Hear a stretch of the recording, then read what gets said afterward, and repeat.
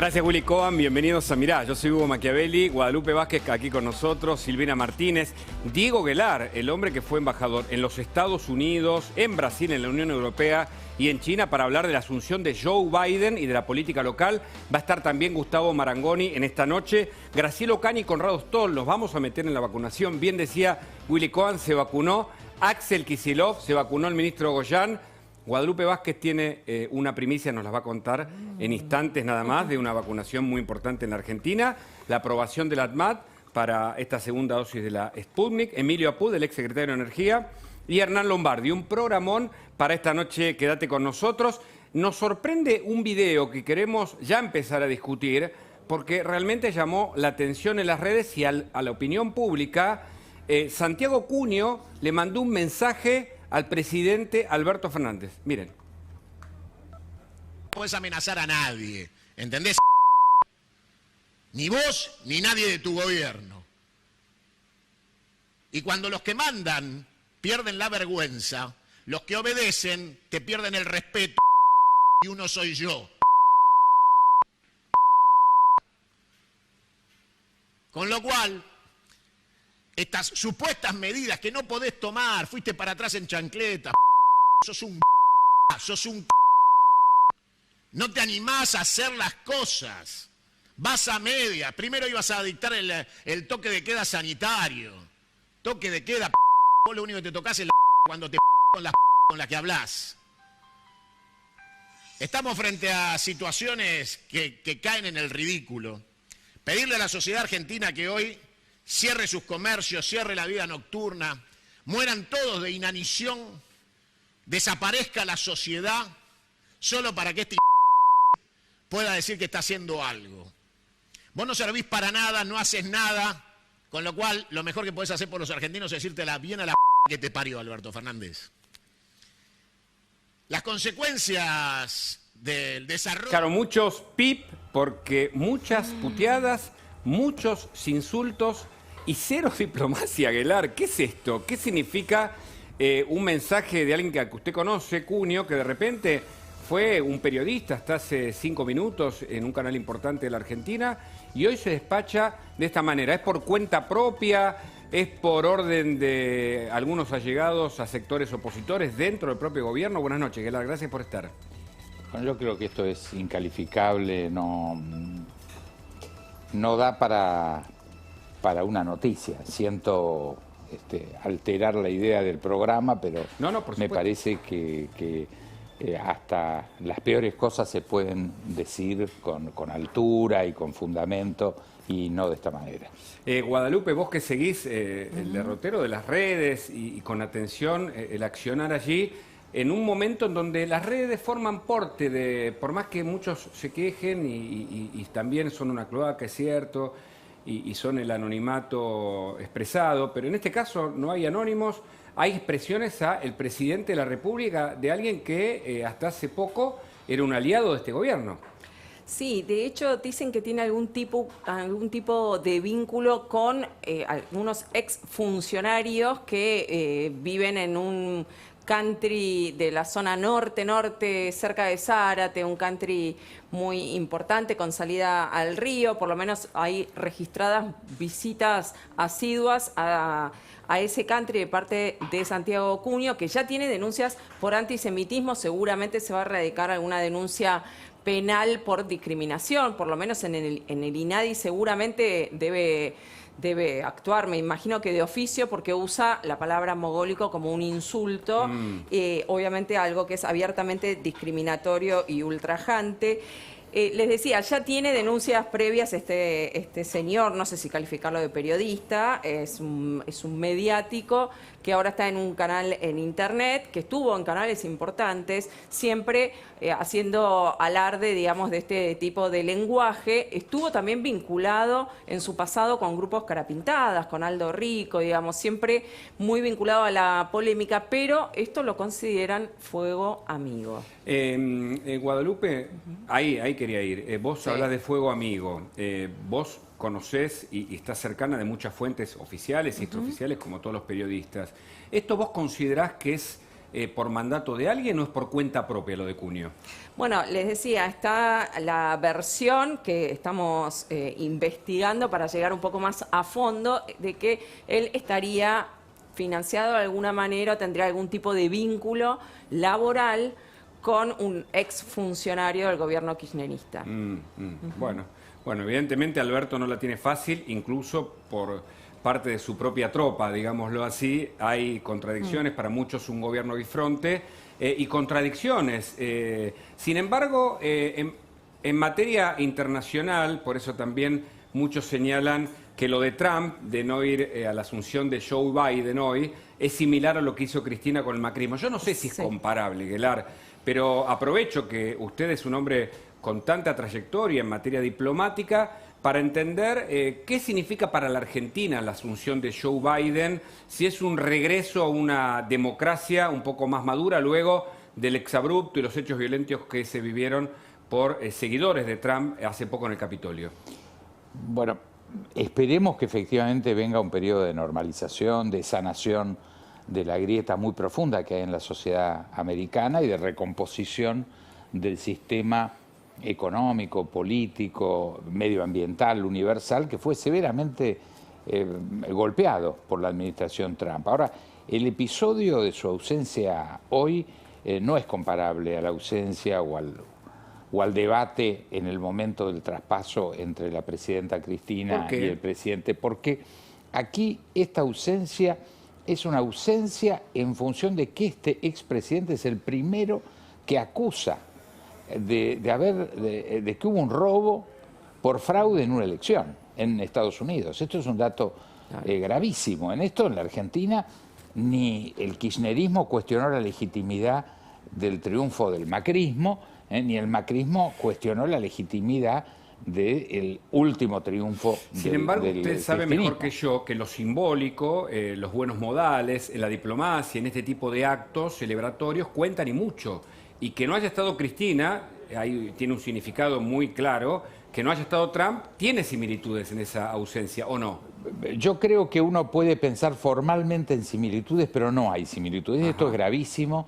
El expresidente Trump, 3 días antes del asalto violento al Capitolio, convocó a ese asalto, instigó a la violencia en forma abierta, denunció desde 6 meses antes de la elección que él solamente iba a aceptar el triunfo porque si perdía era por fraude, insistió que había fraude, lanzó una batería enorme de abogados a cuestionar el resultado en las elecciones en muchos estados.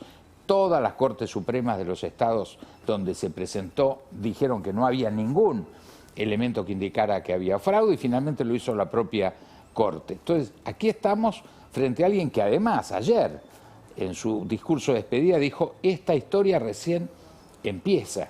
Y empezar con esta ausencia y con esta acusación de que le robaron la elección es un mensaje para el sector extremo de su propia base electoral. Sacó 75 millones de votos. Ahora, hay 75 millones de americanos, casi la mitad de la sociedad, que están dispuestos a entrar en esta locura. Yo creo que no. Ahora, por supuesto, la historia, como dice el expresidente Trump, se está empezando a escribir. Tendremos que ver cómo sigue. Ahora vamos a ver el tuit de Cancillería, pero quería preguntarle si lo de Trump habla de las fragilidades democráticas de hoy, como escribió hace poquito Vargas Llosa aquí en La Nación, y si el trumpismo es comparable al kirchnerismo, por sus maneras, incluso por sus modales, por ciertas cuestiones que parecen ser antidemocráticas o anti-institucionales. No, yo creo que hay un fenómeno que viene instalado desde el 2017, 2018, 2019 en forma creciente, que es un debate entre los nacionalismos populistas y versiones más globalistas de cooperación internacional. Esto existía previo a la pandemia, la pandemia recrudeció este debate, ocurre en América, ocurre en Europa, está presente en Asia, quiere decir, hay un debate muy importante que está abierto, que no está definido y que va a tener estos escenarios: Estados Unidos, México, Brasil, Argentina, Francia, Polonia, Hungría, India. Es decir, tenemos un escenario internacional muy abierto donde este debate va a estar en el tope de las grandes cuestiones internacionales de las próximas décadas. ¿Vemos el tuit de Cancillería, por favor? A ver. Felicitamos al pueblo de Estados Unidos, al presidente Joe Biden y a la vicepresidenta Kamala Harris. Argentina desea fortalecer las relaciones y que se respete a los organismos multilaterales. Espera también que no se apueste a la desunión de nuestras naciones como en la etapa anterior. ¿Qué significa este comunicado? Es decir, hay divorcio con la administración de Trump, no así con Venezuela. Digo, este es un aspecto para tener en cuenta y aparece un acercamiento muy claro al flamante gobierno de Joe Biden en Estados Unidos.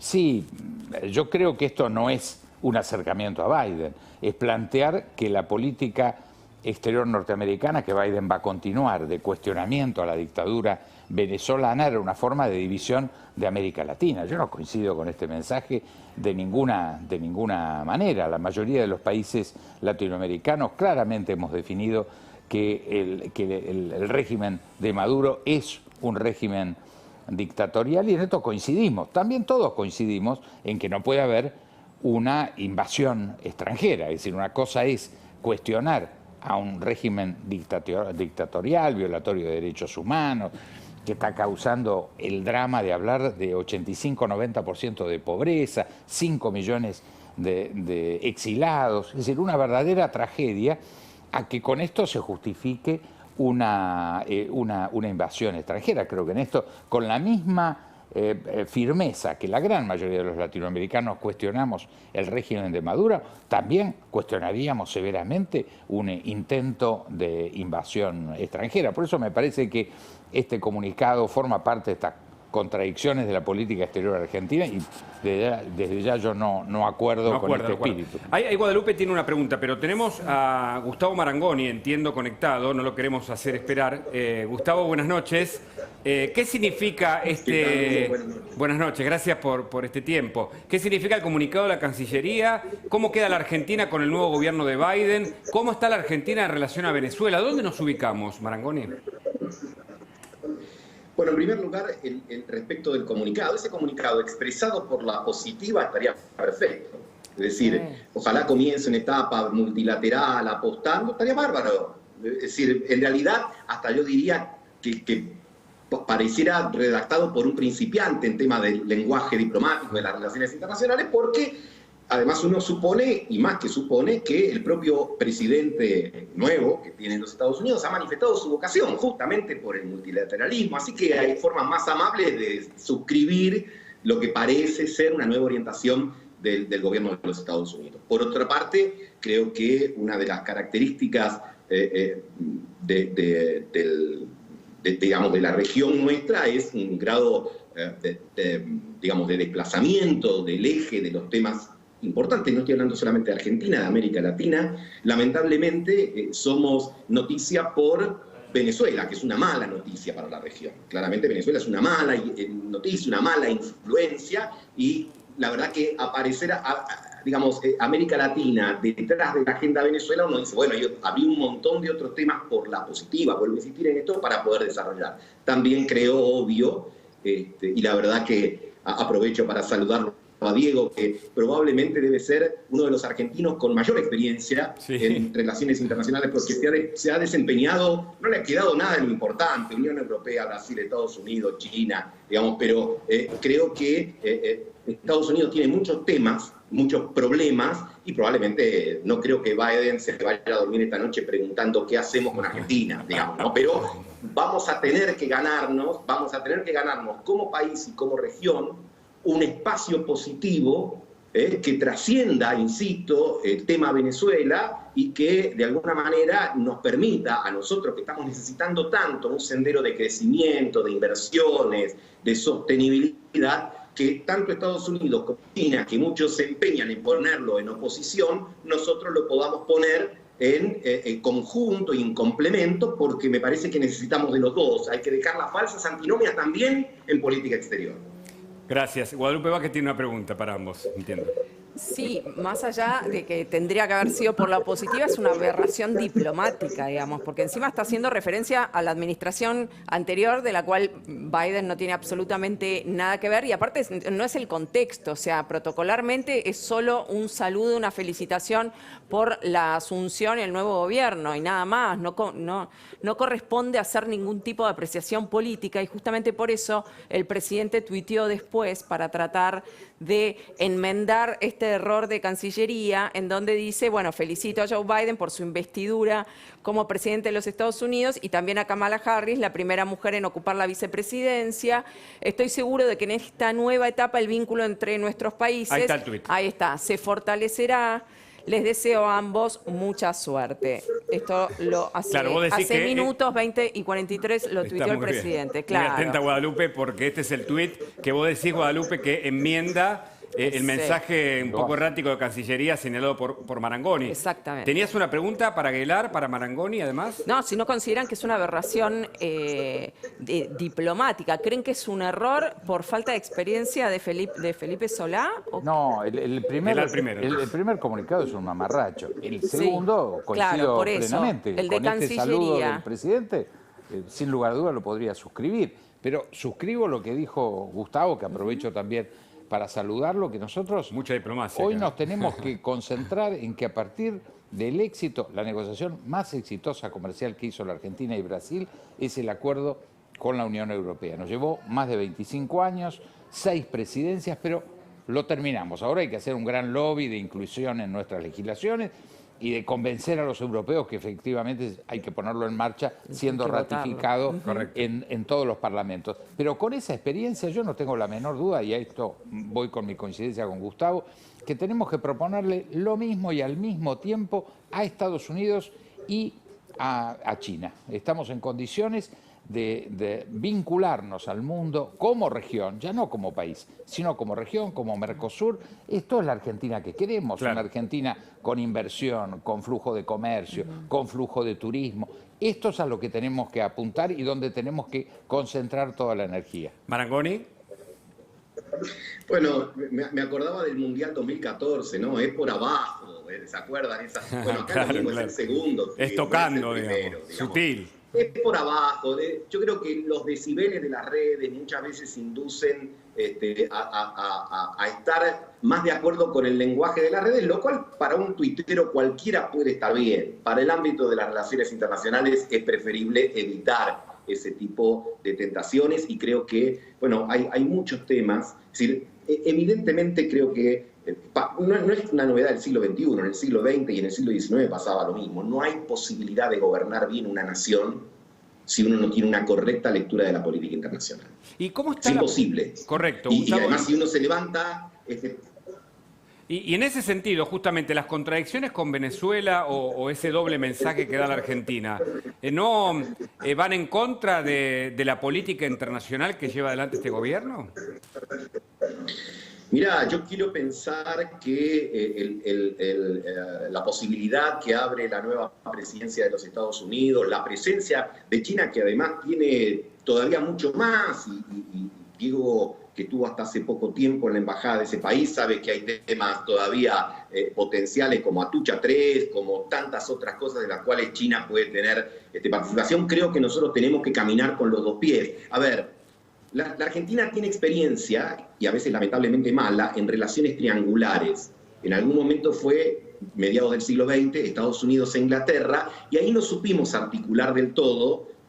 Y esta no quiero decir que es equivalente, pero tenemos una potencia como Estados Unidos, que sigue siendo el líder global, pero que tiene ahora un protagonismo más acentuado de hace 3 o 4 décadas de China, y nosotros no tenemos que poner eso en contradicción, porque el triángulo argentino tiene que ser de oportunidades sostenido desde nuestra región, porque no podemos mudarnos de continente, desde nuestra región tenemos que encontrar lo que no encontramos hace tiempo. Hace 20 días no solo terminó un mal año para la Argentina y el mundo, pero para la Argentina terminó un mal año, una mala década. Es la segunda década perdida de las últimas 4. Y acá también uno diría, que tenemos como una de las promesas incumplidas de la democracia. Aquello que todos suscribimos en el 80 cuando Alfonsín prometía que se comía, se curaba y se educaba con la democracia, y lamentablemente eso es como algo incompleto. Claro. Bueno, esa tiene que ser el gran enlace de la política doméstica, claro, porque nosotros tenemos que estar viendo cómo capturamos inversiones, cómo conseguimos mercados, cómo le damos sustentabilidad, para no estar mirando la cotización de la soja, si es 520, 500 o 480, y andar sacando moneditas, cuenta, a ver si tenemos 100 millones más o 100 millones menos en la reserva del Banco Central. No es por ahí. Correcto, correcto. Le pregunto a Aguilar y también a Marangoni, por supuesto, después.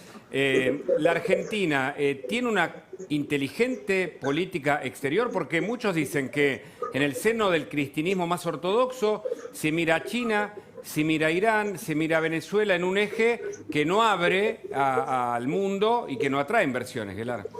Bueno, hoy no hay más bloques, no estamos en la Guerra Fría, el bloque norteamericano y el bloque soviético. Si vemos la conducta de China, China quiere integrarse al mundo global en forma creciente. Hoy el primer socio de China es Estados Unidos y el primer socio de Estados Unidos es China. Tienen competencias, tienen fricciones. Ahora, si ellos realmente son socios y tan estrechos, por otro lado vemos nuestros vecinos, Chile, Uruguay o Brasil, que tienen una intensísima y mucho más estable en términos de buena relación con Washington y tienen como principal socio a China.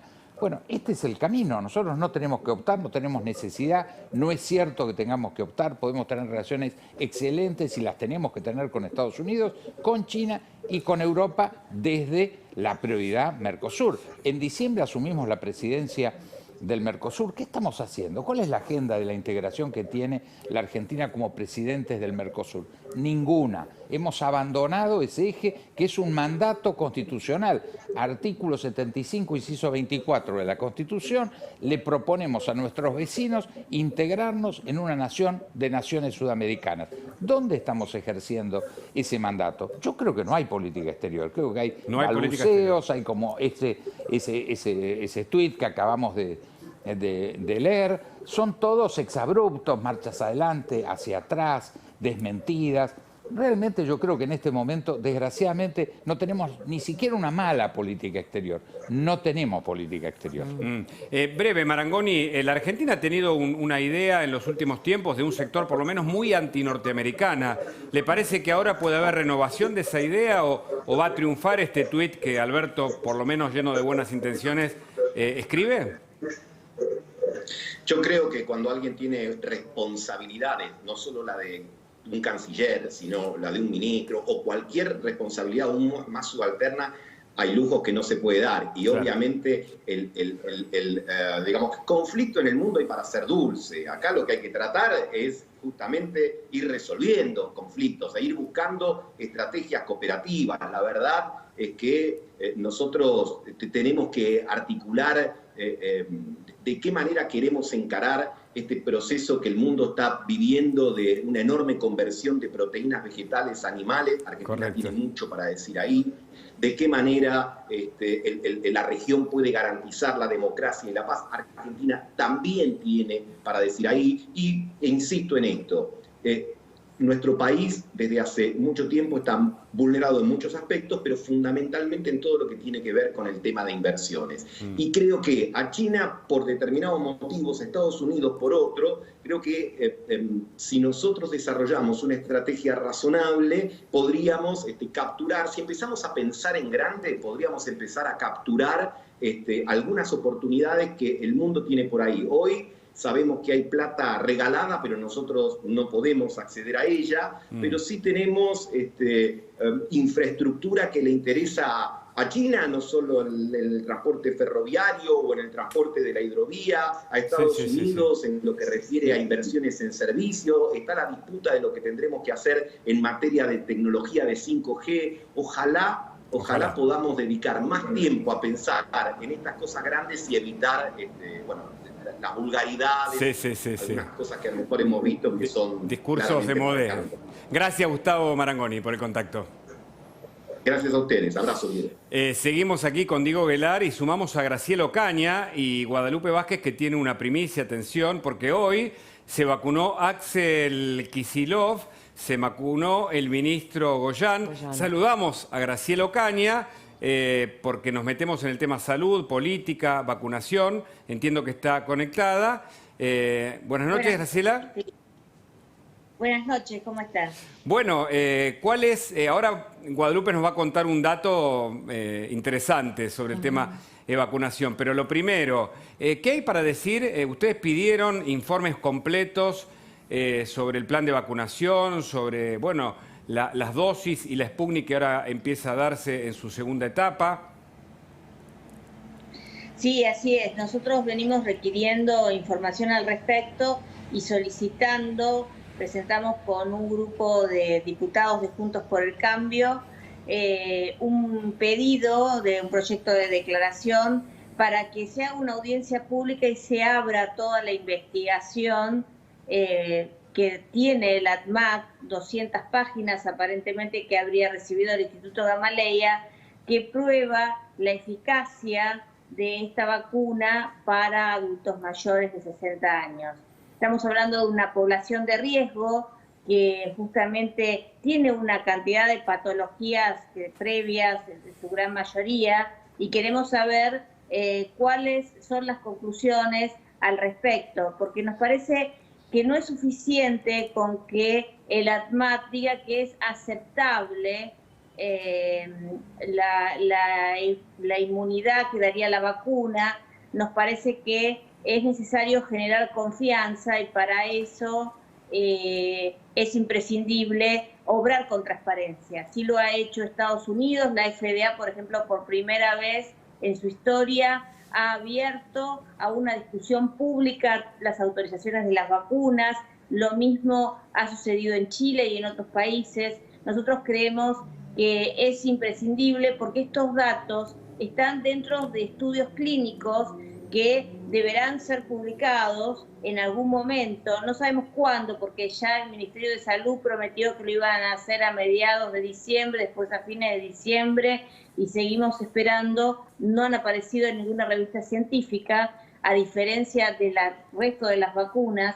Sabemos que la plataforma de la Sputnik es seria, pero queremos también conocer, y es necesario, esta información. Lamentablemente, usted sabe, el Ministerio de Salud, el ministro y en los secretarios de Estado que lo acompañan, ninguno ha venido al Congreso a dar información. Correcto. Y nosotros creemos que esto es imprescindible. Falta información, claramente. Ustedes piden que declare Ginés, pero a propósito de la información, Guadalupe Vázquez tiene una primicia y, por supuesto, la comparte aquí con nosotros en Mirá, Guada. Bueno, justamente hoy se conoció que se autorizó la vacunación para mayores de 60, que obviamente es lo más importante, y mañana, justamente para tratar de generar un poco de conciencia y un poco de confianza en la Sputnik V, el presidente Alberto Fernández se va a estar vacunando, va a recibir la primera vacuna para mayores de 60 de parte de un primer mandatario en la Argentina. Va a hacerlo en el Hospital Posadas, va a estar el ministro de Salud, otros funcionarios, y él va a recibir la dosis. Es personal esencial por ser funcionario público, pero más que nada es un gesto como para llevar un poco de confianza con esta vacuna que por la falta de información generó muchas suspicacias. Graciela, ¿tiene un significado real? ¿Alcanza para ustedes que se vacune Alberto Fernández mañana? No, nosotros necesitamos que, yo creo que si el presidente quiere generar confianza, como estoy seguro que debe querer, y que la campaña de vacunación sea todo lo exitosa que todos queremos que sea, lo primero que debe hacer es publicar la información que tiene el ADMAT en su poder y que le ha servido para autorizar. La vez anterior han digamos, trascendido documentos desde el propio ADMAT, y allí nos enteramos, por ejemplo, que el ADMAT autorizó en la fase anterior la vacuna sin que se hayan presentado estudios de biogenicidad, esto es, cuál es lo efectiva que es la vacuna a lo largo del tiempo y cómo va generando las defensas propias en el cuerpo, para decirlo sencillamente.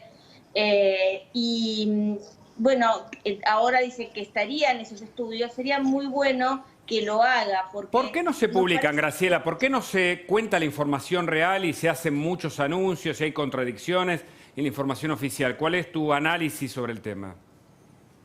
Yo creo que evidentemente hubo una política desacertada en todo lo que tiene que ver con la adquisición de vacunas por parte del gobierno argentino, que iba a vacunar a 10 millones de personas en diciembre y no sé si llegamos a las 240.000, que solamente tenemos tratamientos para 300.000 pacientes, llegó 600.000 vacunas, pero como son para 2 dosis, estamos hablando de que tendríamos para inmunizar a 300.000 personas, y la verdad es que no hay, salvo los convenios que se han firmado con AstraZeneca de 21 millones de dosis de vacunas que entrarían a partir de marzo, claro, en forma regular, y el fondo COVAX, que es de la Organización Mundial de la Salud, al que todos los países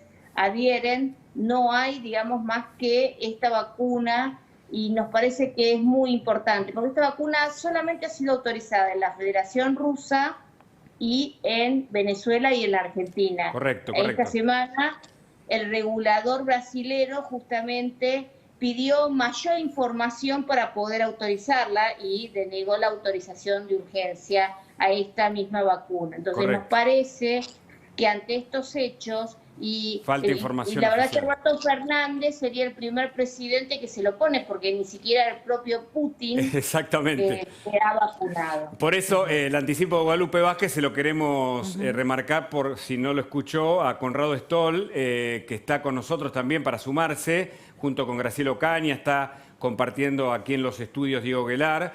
Pero Conrado, que el presidente Alberto Fernández, en un anticipo de La Nación, a quien mira, se vacune mañana con la Sputnik, ¿qué significa? ¿Es alentador? ¿Es solo un mensaje para la galería, como se suele decir, o es realmente importante? No, creo que es importante y es un mensaje político, pero Graciela Ocaña lo decía bien, tenemos que ser coherentes. Quienes hagan ciencia, ya sea medicina, académica, investigación, tenemos que entender, no hay datos publicados, y menos aún en mayores de 60 años, donde habían solo unos pocos miles y muy pocos de ellos infectados. Para saber sobre la eficacia, Hugo, tenés que tener cantidad de gente vacunada, placebos, y ver cuántos se infectan en cada grupo. Esos números no se han reportado en cantidades significativas para mayores de 60. Por otro lado está el tema de la cantidad. Hugo, supongamos que tuviéramos la de Pfizer y la de Moderna. ¿Qué capacidad de vacunar tenemos? Ese es otro punto. ¿Qué capacidad? Hay pocas vacunas en el mundo. Sí, perdóname. ¿Qué capacidad tenemos hoy? No llegamos a 200.000, ¿no? Bueno, desde el 29 de diciembre se está vacunando. No criticaría, habían solo 300.000 dosis, se puede decir, sabía que había solo esas dosis, las dimos en el tiempo que teníamos. Pero cuando vos ves que hay unos pocos millones de vacunados en Europa, que están vacunando también desde diciembre, en Estados Unidos de 30 millones de dosis se han dado 10 millones. Una proporción muy baja se dio las 2 dosis. Han habido muertes en Noruega y en otros países con la de Pfizer. En Israel se contagiaron 12.000 personas después de recibir la primera dosis. Por lo tanto, quizás la inmunidad que supuestamente da la primera dosis no es tan significativa como se pensaba. Y todo esto para vacunas que fueron aprobadas por FDA y EMA en Europa. Te estoy hablando de la de Pfizer en Israel y en Estados Unidos Moderna y Pfizer. Entonces quiero decir que aún teniendo la vacuna más aprobada y en mayor cantidad, hay poca cantidad y es muy difícil distribuirlas. Correcto. ¿Guadalupe? Una pregunta para Graciela Ocaña. ¿Qué se sabe del registro en la ANMAT que inicialmente estuvo hecho por el laboratorio que estuvimos analizando justamente con vos, HBL Pharma, que después el gobierno terminó comprando en forma directa las vacunas a este fondo de inversión ruso, también en una maniobra que despierta ciertas sospechas, pero el registro sigue estando a nombre de este laboratorio? ¿Qué se sabe de eso? Bueno, vos sabés, Guada, que nosotros pedimos un acceso a la información, porque como te dije, digamos, hay más de 30, 40 pedidos para que los funcionarios vengan a explicar, y hay una enorme cantidad de pedidos de informes también presentados que nunca fueron tramitados. Nosotros fuimos con un acceso directo y nos contestaron, porque en el convenio con la empresa rusa, no es con el fondo tiene una empresa que a su vez es la que ha firmado aparentemente el convenio con Argentina. Aparece que va a haber transferencia de tecnología al país, entonces queríamos saber a qué laboratorios. Y nos contestaron una frase que nos parece sumamente sugestiva, después te voy a mandar la respuesta. Y dice que eso es un acuerdo entre laboratorios. No entendemos por qué es el Estado a Estado, claro, que habla de laboratorios. Entonces tememos que nuevamente aparezca esta empresa que ha sido por lo menos la que presentó, y en un primer viaje de los funcionarios argentinos fueron los que interesaron a los funcionarios argentinos para poder tener esta vacuna.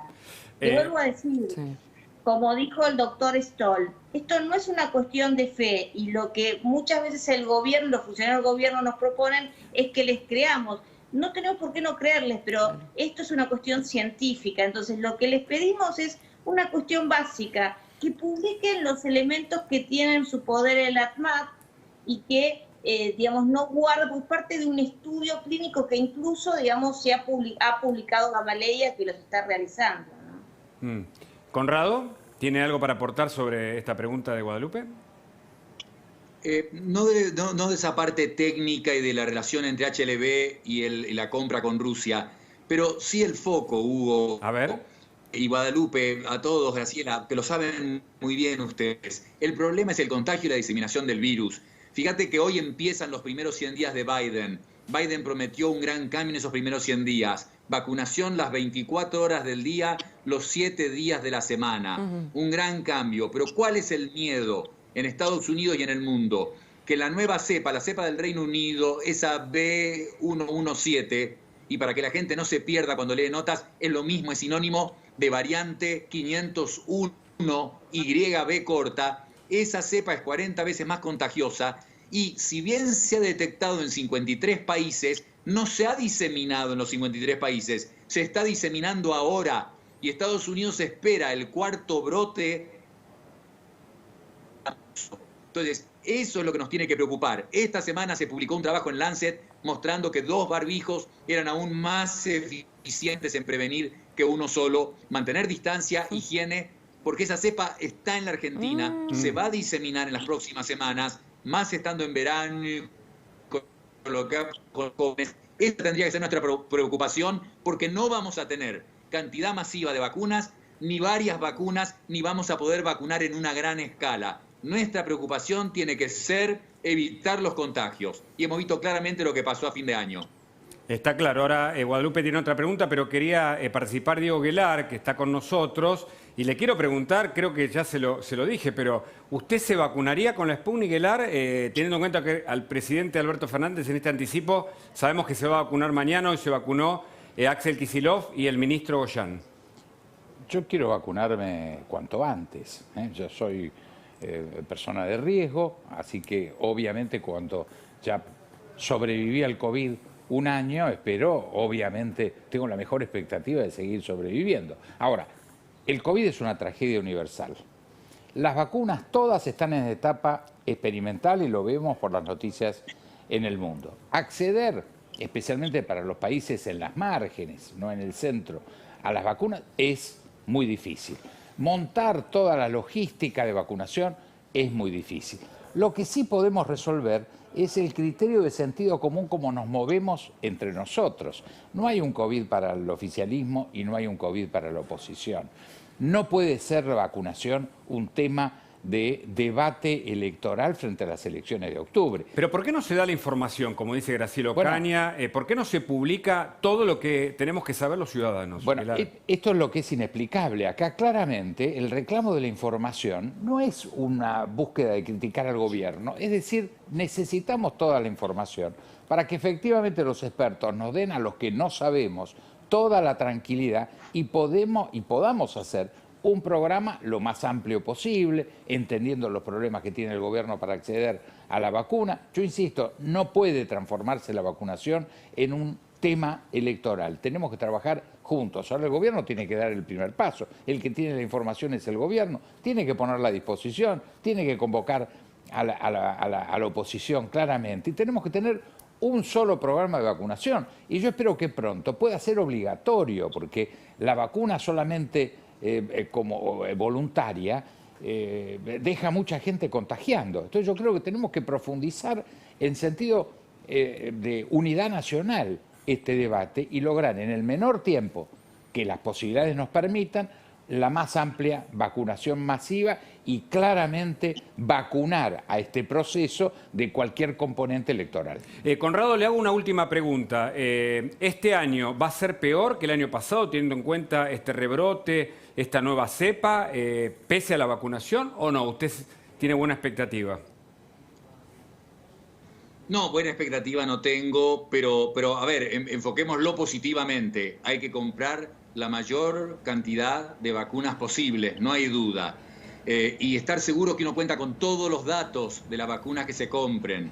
Un gran cirujano cardíaco decía, los efectos positivos de los tratamientos tardan mucho tiempo en verse y los negativos tardan más tiempo aún. Por eso estamos diciendo con Diego ahí, Graciela en este momento, cosas bastante obvias. Es tener la información. En diciembre, Rusia dijo que tenía los datos de mayores de 60 años y eran solo unos pocos miles, como dije antes, son análisis intermedios, no el final de una fase 3. Entonces, contar con todos los datos, salir a comprar ya las vacunas como Johnson & Johnson, que la semana que viene va a presentar sus resultados. Novavax está terminando la fase 3. AstraZeneca ya sabemos. Entonces, hay que ir a esas vacunas y pensar que el año lo tenemos que enfrentar. Va a llevar muchos meses de protección todavía con barbijo, distancia, igual que en el 2020, varios meses. Gracias, Conrado Stoll. Gracias, Hugo. Buenas tardes a todos. Por el contacto. Nos quedamos con Graciela Ocaña, pero Guadalupe, tenías un dato más para aportar sobre este anticipo que contaste. No, sí. que quería preguntarle al doctor Stoll, porque ayer también le preguntábamos a Camburian y en realidad también en la radio le estoy preguntando a varios médicos y nadie me sabe responder qué es lo que está generando el cuello de botella del operativo de vacunación. Argentina es un país con una vasta experiencia en temas de vacunación. De hecho, está muy bien visto dentro de la región.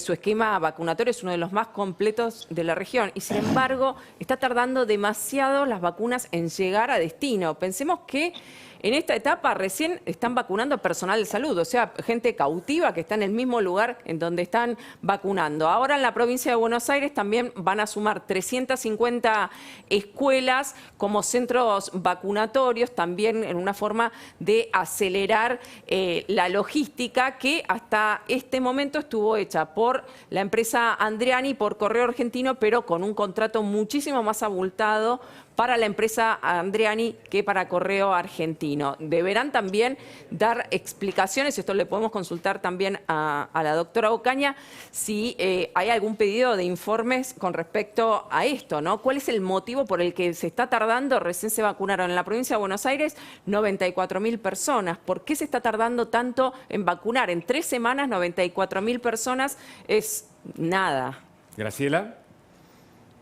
Sí, hoy justamente la diputada Polledo, yo la he acompañado junto a otros diputados de Juntos por el Cambio, hemos presentado un pedido de informe sobre el tema de todo lo que tiene que ver con la logística. Fundamentalmente entendemos que Correo Argentino, como vos decís, tenía un precio sustancialmente menor, pero tampoco tenía toda la capacidad como para hacer la logística, por lo cual habría sido adjudicada la segunda oferta. Claro. Pero bueno, le hemos pedido una cantidad de datos para profundizar el tema. ¿Ustedes observan, Graciela, algunos negocios del Ministerio de Salud en torno a las vacunas?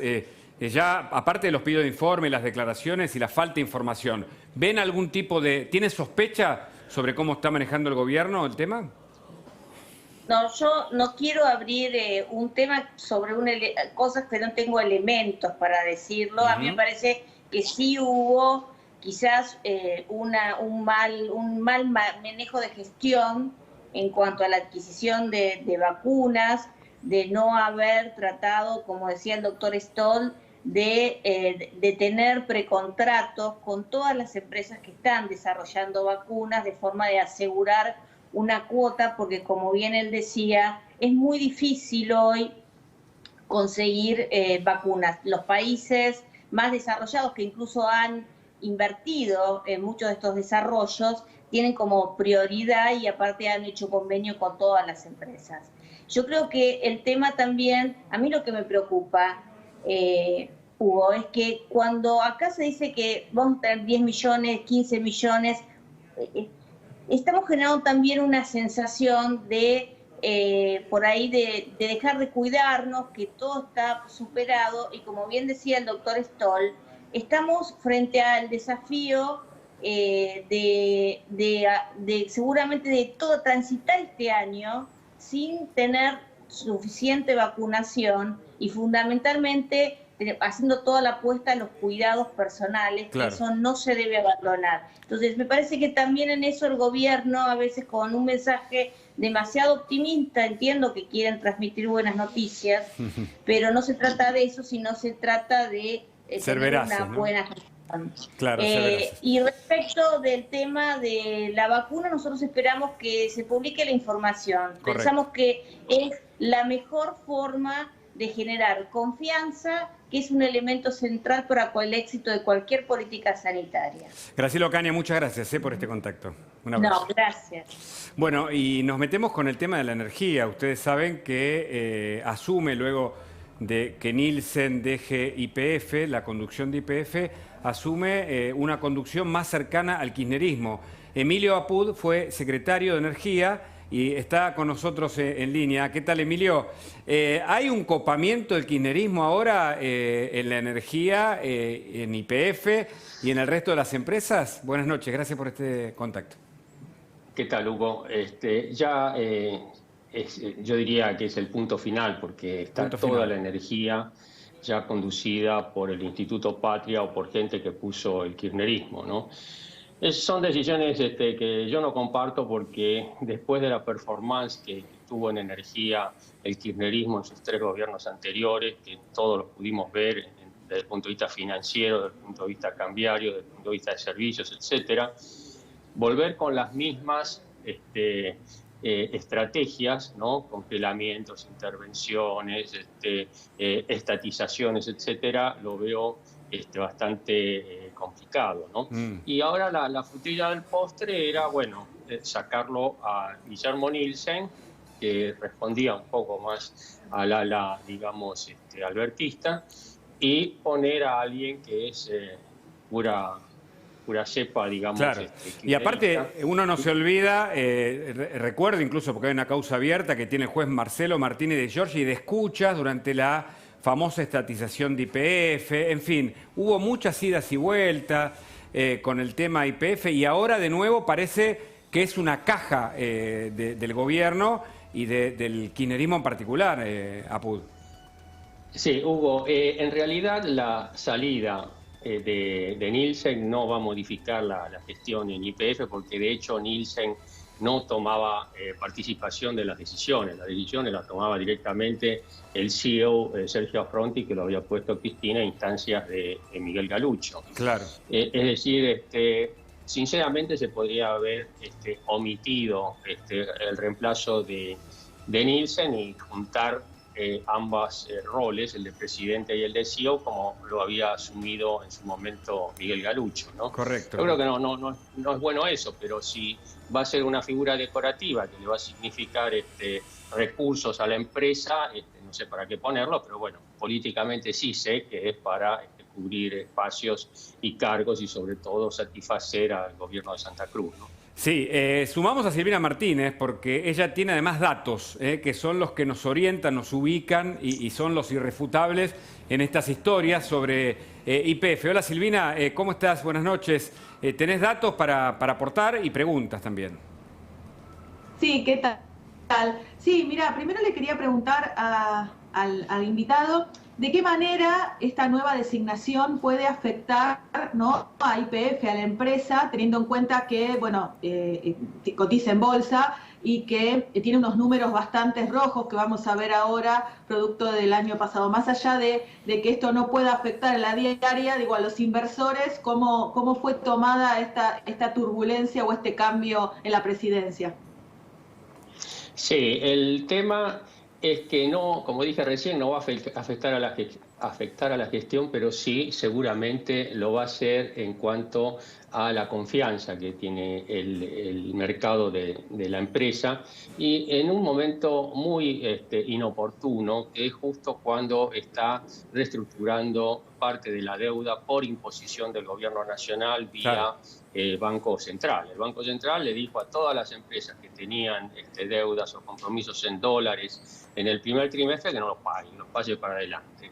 YPF podía haberlos pagado, pero no, con esta definición, digamos, del banco, no lo va a poder hacer.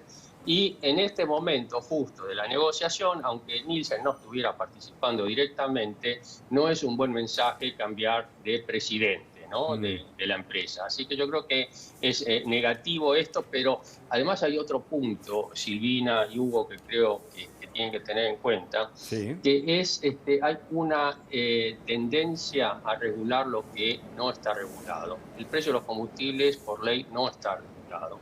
Uno puede poner el precio que quiera en la manguera, bueno, hay que ver si alguien se lo compra.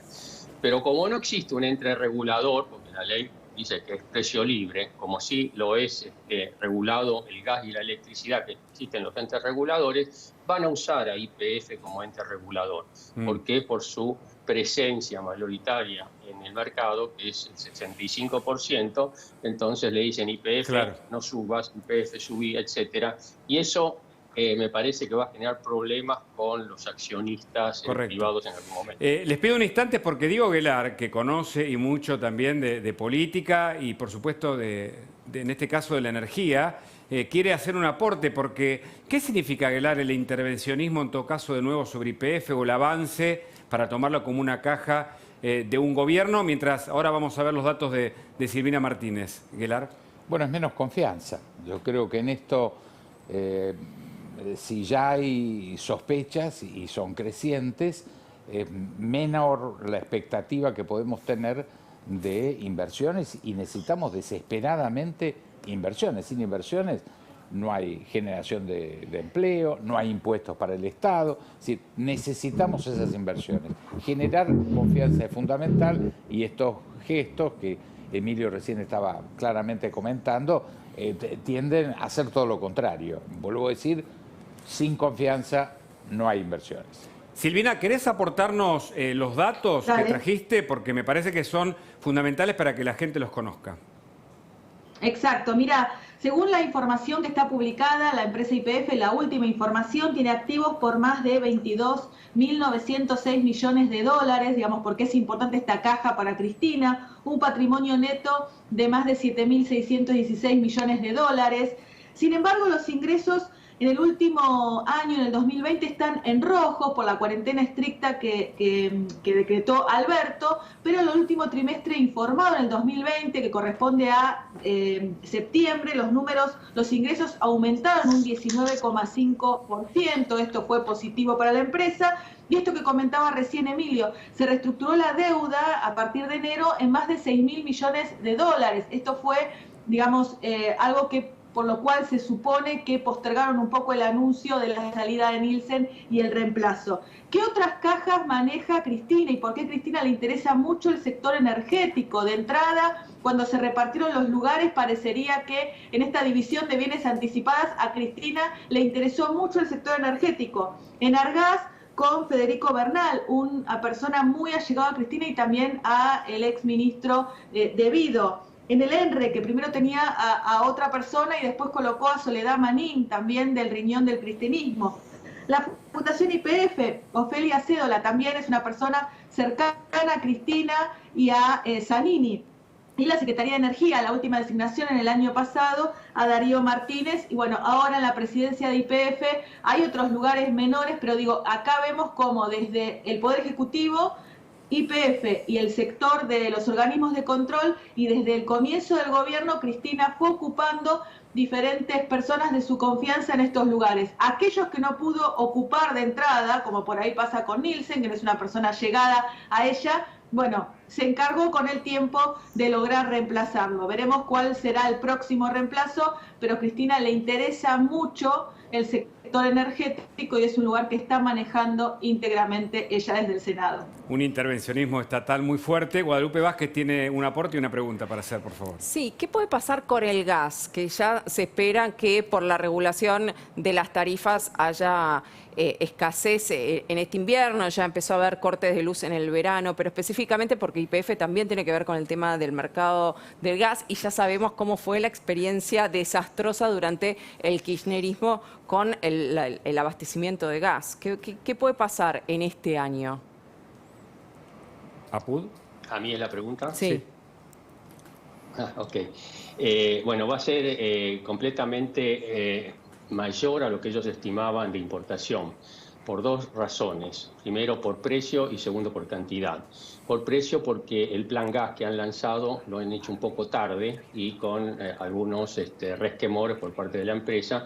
Entonces, en invierno, que es el pico estacional de la demanda, que se quintuplica casi la demanda, no va a haber el petróleo que se estaba, el gas, perdón, que se estaba previendo. Por otro lado, va a haber problemas con el abastecimiento de Bolivia, que ha reducido casi al 60% por incapacidad de producir el gas en su yacimiento.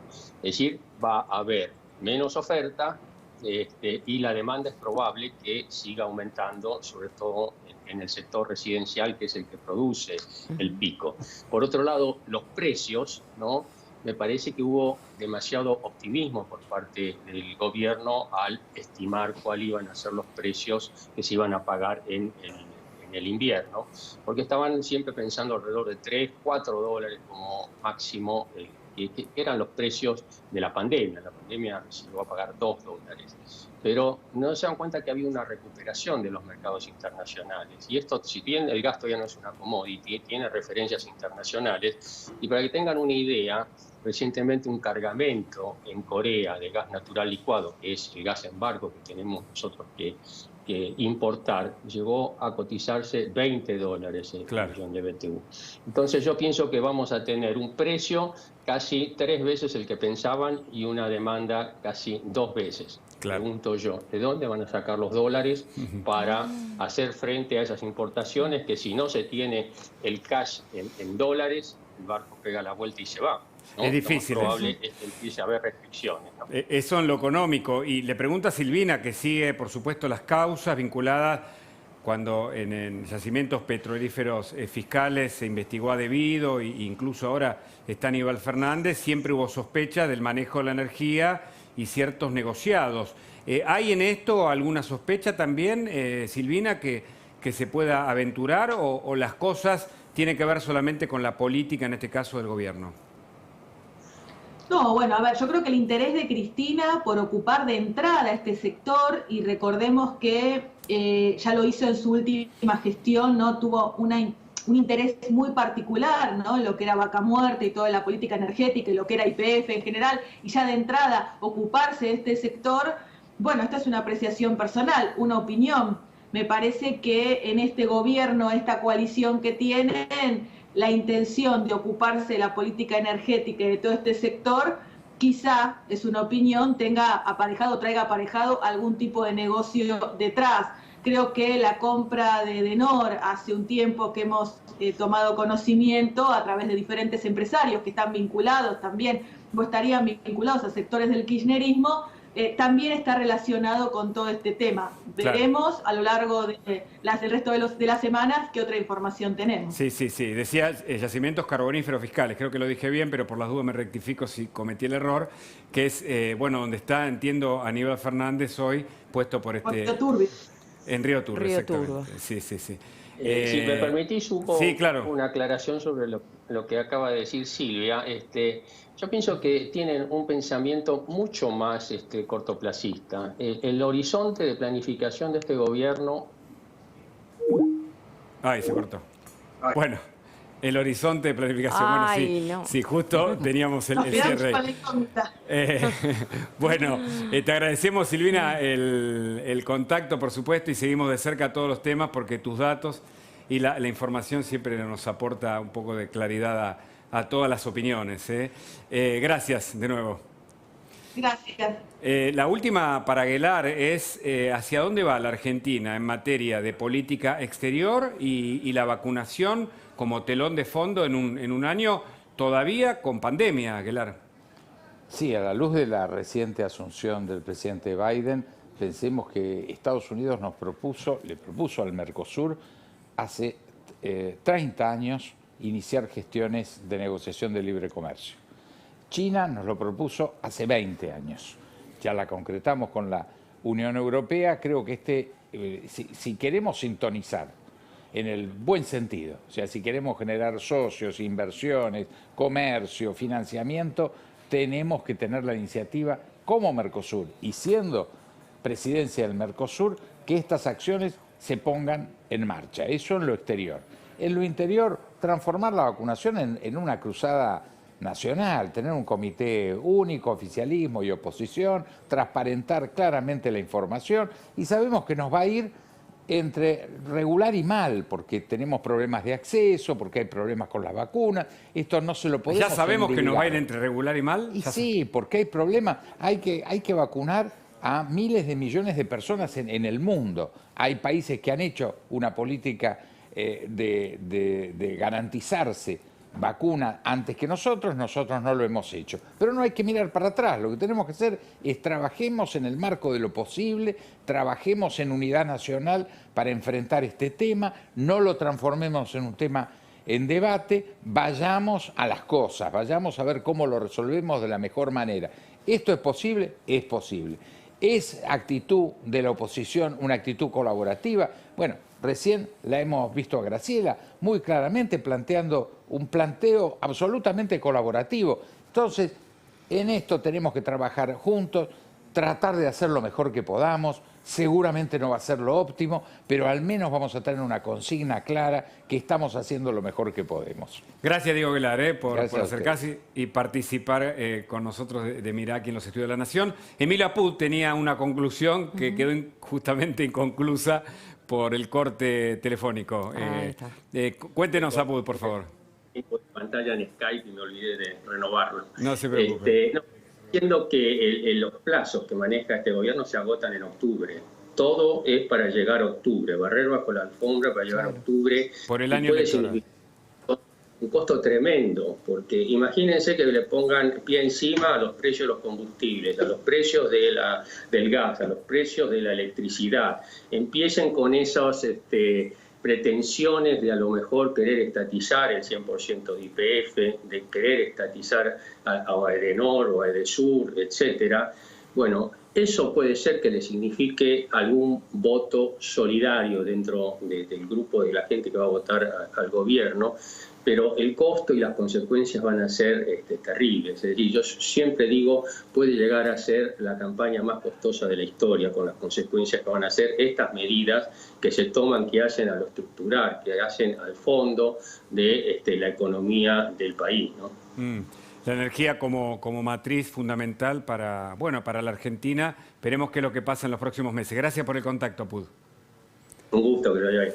Y de la política energética seguimos en Mirá. Guadalupe Vázquez tiene más información. Ahora en instantes nos comunicamos con Hernán Lombardi porque entre tantos temas el ex secretario de Medios va a analizar junto con nosotros el video, el exabrupto que tuvo Santiago Cunio para referirse al presidente. Lo escuchamos. No puedes amenazar a nadie, ¿entendés, idiota? Ni vos ni nadie de tu gobierno. Y cuando los que mandan pierden la vergüenza, los que obedecen te pierden el respeto, idiota. Y uno soy yo, mogólico, idiota. Con lo cual, estas supuestas medidas que no podés tomar, fuiste para atrás en chancletas, pelo. Sos un gonca, sos un c. No te animás a hacer las cosas. Vas a media. Primero ibas a dictar el toque de queda sanitario. Toque de queda, pelo. Vos lo único que te tocás es la cuando te con las que hablás. Estamos frente a situaciones que caen en el ridículo. Pedirle a la sociedad argentina que hoy cierre sus comercios, cierre la vida nocturna, mueran todos de inanición, desaparezca la sociedad, solo para que este imbécil pueda decir que está haciendo algo. Vos no servís para nada, no haces nada, con lo cual lo mejor que podés hacer por los argentinos es decírtela bien a la que te parió, Alberto Fernández.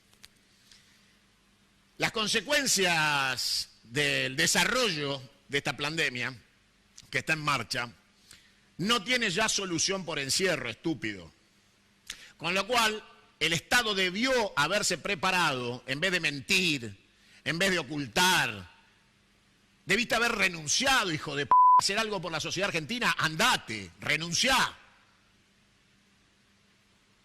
Porque está absolutamente claro que sos un bipolar mentiroso. Cuando yo les dije que acá no venía una vacuna y que las 300.000 no eran 300.000, y ahora queda claro que no eran 300.000 porque tienen que ir a buscar las segundas dosis a la que lo parió, porque también te dije que de Rusia no venían, que en Rusia había un excedente de la fase 1 y 2 rusa y nada más, y no había más nada.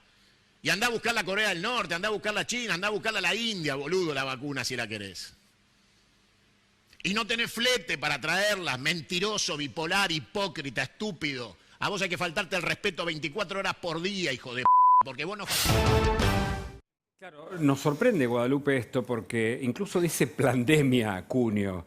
Ahora, cuando aparecen Cunio, cuando aparece Eve de Bonafini, cuando aparece Grabois y muchos personajes, iba a decir, bueno, cuando las personas están en los medios se transforman de algún modo en eso, en personajes.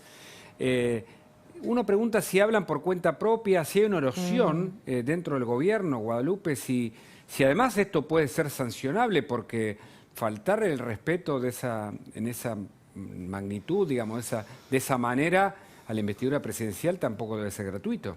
Bueno, pasible de sanción, eso segurísimo decíamos antes, esperemos que el INADI tome cartas en el asunto por el uso de mogólico como insulto, como para empezar. Pero después también un discurso tan violento puede caber una figura de instigación al odio, instigación a la violencia. De hecho, él ya tiene también denuncias de parte del gobierno anterior, de la gestión de Macri, también por incitación a la violencia.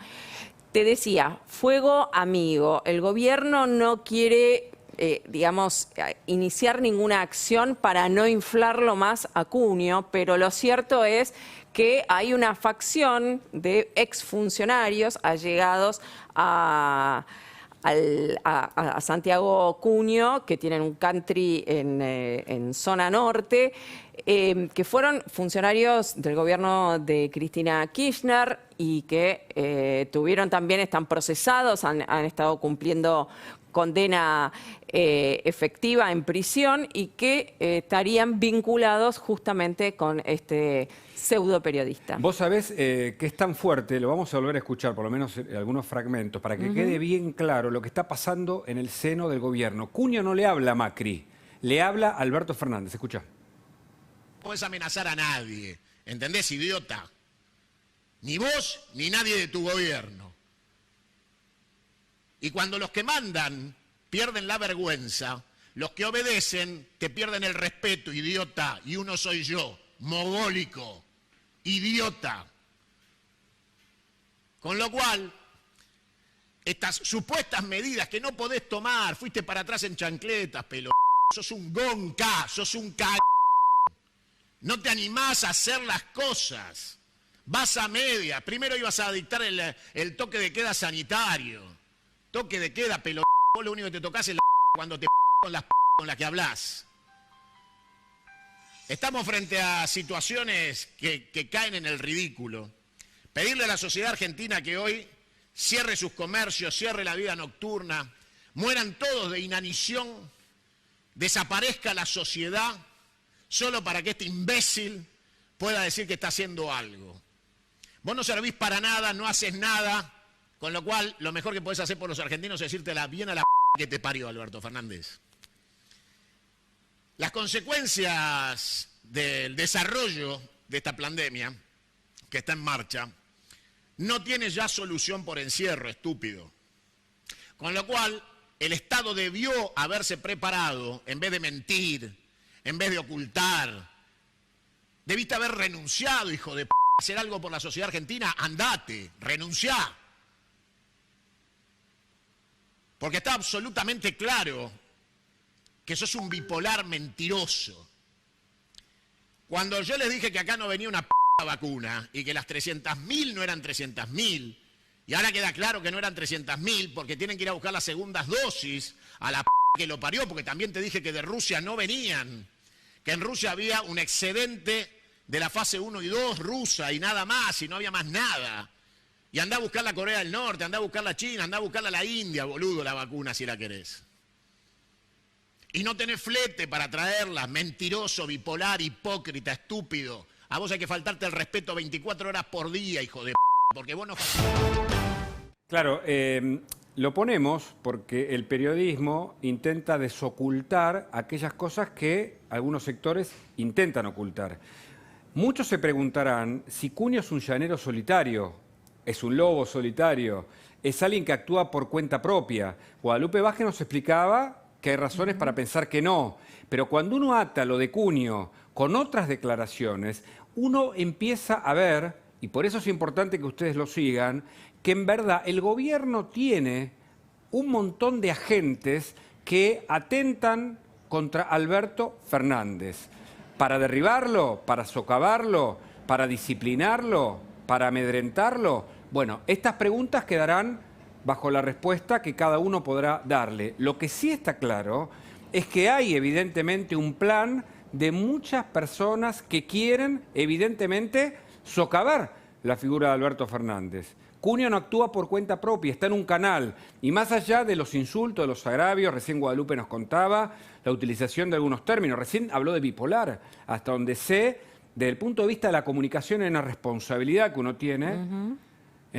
Cuando utiliza las palabras, el lenguaje es un arma, en definitiva, que debe ser cuidado, que debe ser protegido por quienes tenemos esta enorme responsabilidad y el privilegio de comunicar.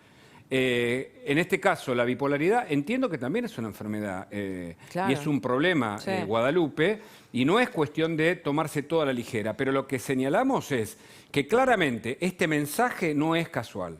Nosotros nos encargamos de encadenarlo con un montón de otros mensajes que están por allí ocurriendo.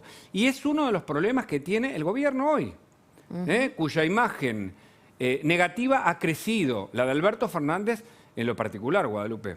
Sí, cada vez que se radicaliza, que se cristiniza Alberto Fernández, baja estrepitosamente en las encuestas. De hecho, Máximo Kirchner, que también está teniendo un perfil más alto, empezó a hacer recorridas por la provincia de Buenos Aires. Su objetivo es quedar al frente del Partido Justicialista en la provincia de Buenos Aires y su objetivo de máxima es empezar a poner candidatos en las listas, no solo las listas legislativas, sino principalmente, como le importa, los candidatos a intendentes en el conurbano, gente de la cámpora. Todo esto también tiene que ver con lo que está ocurriendo en el gabinete de Alberto Fernández, en donde sabe que tiene que hacer cambios, esos famosos funcionarios que no funcionan a los que se refirió Cristina. Pero ¿qué ocurre? Lo tenemos acá muy claro con este cambio en YPF. Cada vez que hubo un cambio dentro del gabinete de Alberto Fernández, salió un albertista o un moderado y entró un kirchnerista del riñón más duro. Esa es la jugada que hay que prestar atención a la opinión pública, sobre todo, y es nuestro deber mostrar cuál es la realidad de este gobierno, que tiene contradicciones muchas veces acorde a distracciones, para muchos que no son tan casuales, sino más bien funcionan de esa manera. Por otro lado está la realidad y por otro lado este problema interno que tiene el gobierno. ¿Está Lombardi? Lo saludamos. Va a estar Hernán Lombardi en instantes con nosotros. Quédate, tenemos mucho más para hacer Mirá. Seguimos en Mirá. Hernán Lombardi, ex secretario de Medios Públicos, está con nosotros y lo queremos hacer escuchar a Santiago Cunio en el exabrupto al presidente Alberto Fernández porque tiene para responderle. Hernán, buenas noches, gracias por el contacto. ¿Puede escuchar instantes de lo de Cunio, por favor, y me responde? Sí, por favor. No puedes amenazar a nadie, ¿entendés, idiota? Ni vos, ni nadie de tu gobierno. Y cuando los que mandan pierden la vergüenza, los que obedecen te pierden el respeto, idiota, y uno soy yo, mogólico, idiota. Con lo cual, estas supuestas medidas que no podés tomar, fuiste para atrás en chancletas, pelo, sos un gonca, sos un no te animás a hacer las cosas, vas a media, primero ibas a dictar el toque de queda sanitario, toque de queda, pelo, vos lo único que te tocás es la cuando te con las que hablás. Estamos frente a situaciones que caen en el ridículo. Pedirle a la sociedad argentina que hoy cierre sus comercios, cierre la vida nocturna, mueran todos de inanición, desaparezca la sociedad, solo para que este imbécil pueda decir que está haciendo algo.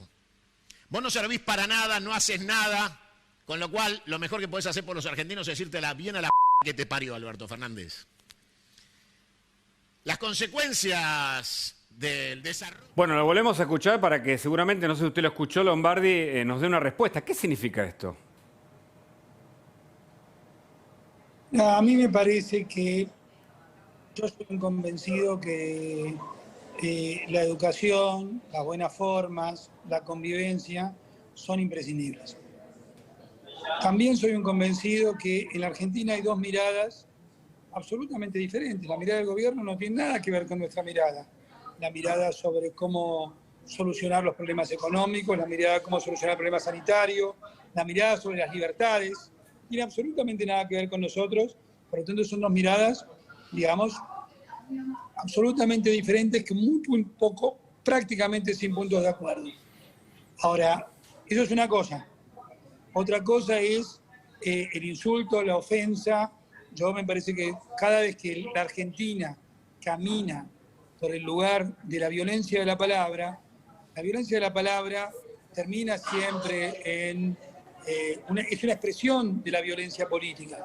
Yo me parece que son declaraciones muy malas, muy desafortunadas y muy irrespetuosas con respecto al presidente de la Nación, con el cual yo no coincido en nada. Yo no coincido prácticamente en nada con el presidente de la Nación. Pero lo que sí siempre estaré dispuesto a construir sobre la investidura presidencial. Los países serios, los países que uno admira, no se ofende gratuitamente al presidente de la Nación, aun cuando uno, insisto, yo no concuerdo en nada, me parece que es el peor gobierno del 83 a la fecha, que es el peor primer año de gobierno del 83 a la fecha, pero nunca recurriría al insulto. Me parece que, y para profundizar un poquito más esta idea, cuando se habla tanto de la grieta, yo creo que hay, insisto, miradas diferentes. Lo importante, lo sustantivo, es como de esas miradas diferentes construimos que la forma de dirimir las diferencias sean mediante la palabra. No vamos a poder pensar todo lo mismo. Por suerte no pensamos todo lo mismo. Nosotros pensamos totalmente distinto.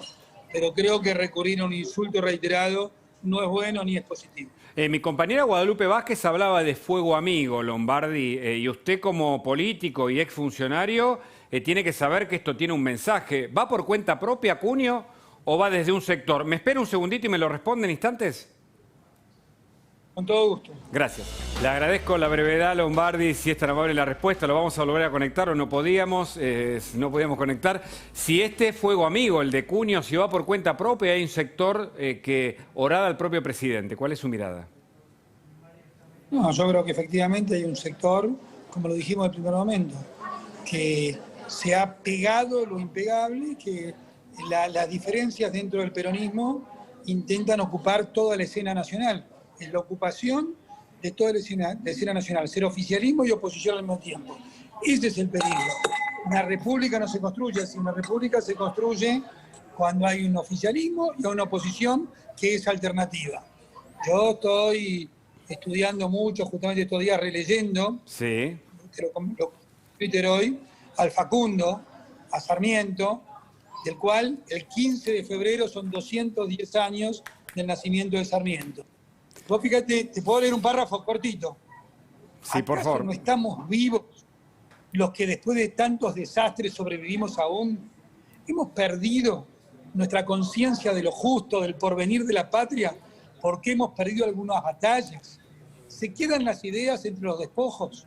Eso decía Facundo, se decía Sarmiento en el Facundo. Correcto. En 1845. Correcto. 210 años después, ¿no es una enseñanza para todos nosotros? Totalmente. Seguimos vivos, hemos sobrevivido y seguiremos peleando y vamos a hacer una enorme batalla juntos por el cambio en esta elección y la vamos a ganar. Gracias, Hernán, muy amable. La seguimos. En instantes. Perdón, Carola Gil, por pasarnos. Se quedan con ella y lo que el día se llevó a nosotros mañana aquí en Mirá a las 21, en La Nación Más, por supuesto.